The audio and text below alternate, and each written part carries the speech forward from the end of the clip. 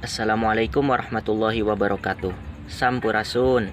Langkung tipayun hayu urang panjatkeun puji sinareng syukur kehadirat Allah Subhanahu wa taala nu mana dina kesempatan ieu urang masih dipasihan kesehatan sehingga urang tiasa kempel kalayan sehat walafiat. Sholawat miwah salam mugia tetep kacurah limpahkeun ka junjungan urang sadaya Nabiyana wa Habibana Muhammad sallallahu alaihi wasallam. Teu hilap ka para kulawargina, para sahabatna, jeung mugia sampai ka urang salaku umatna. Amin ya robbal alamin. Hadirin nu kusim kuring dipihormat, dina kesempatan ieu abdi bade nepikeun biantara ngeunaan kebiasaan hirup sehat. Kebiasaan hirup sehat teh nyaeta mangrupakeun sarangkaian aktivitas anu ngarojong kana ngajaga kesehatan awak.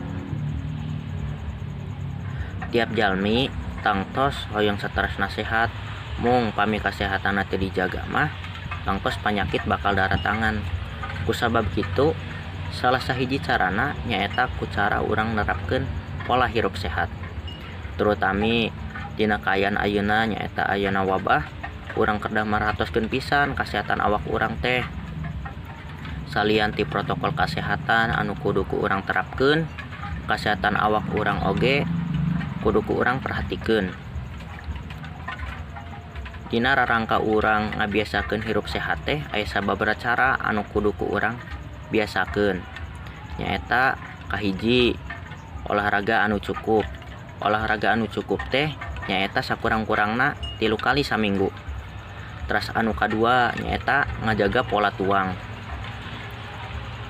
Maksudna urang teh ulah padu wae barang tuang.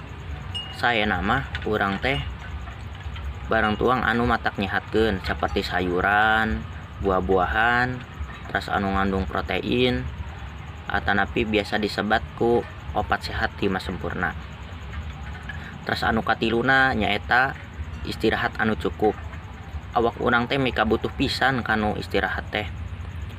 Sabab pami awak urang aktivitas terus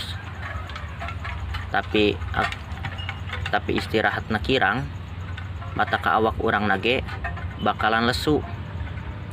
Terus anu kaopat nyaeta ngajaga kebersihan lingkungan. Salian ti faktor kesehatan awak urang sorangan, faktor lingkungan oge mangaruhan kana kesehatan urang. Sabab tina lingkungan anu kotor bisa jadi sumber penyakit anu tiasa nyerang ke awak urang. Nah, saatos urang nerapkeun sababaraha cara anu tadi ku disebatkeun, nyaeta kahiji olahraga anu cukup, kadua ngajaga pola tuang, katilu istirahat anu cukup, terus kaopat ngajaga kebersihan, insyaallah awak urang teh bakal kajaga ti penyakit-penyakit anu berat.